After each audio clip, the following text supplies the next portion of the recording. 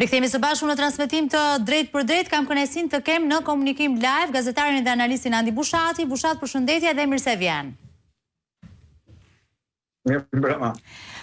Duke pasur parasysh të gjitha zhvillimet e sotme që lidhen me Ballukun, po them të gjitha në fakt të përmbledhura në një seancë dhe me një tezë qendrore, po them të gjitha dhe duke pasur parasysh gjithë elementet në retorikën e Ramës. Çfarë mund të themi që ka ndodhur sot? Apo asgjë e re, vijohet po një Italinë që pothuajse ishte paramenduar nga shumë kush?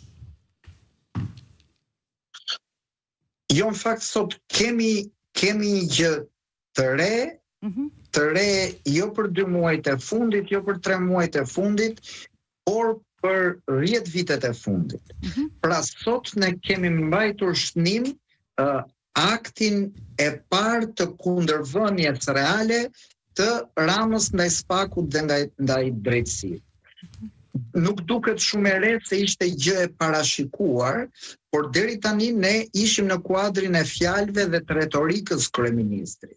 Kurse sot kemi vendim dhe politik dhe juridik. Pra sot Rama ka thënë nga sot e tutje ai dutët në këtë vend janë të mbrojtshëm. Është kthyer miti i mos luftimit të pandëshkueshmërisë dhe sot kemi hyrë në këtë pikpamje në një fazë të re. Kështu që kemi goxha të reja pavarësisht se ishin treja që i prisnin.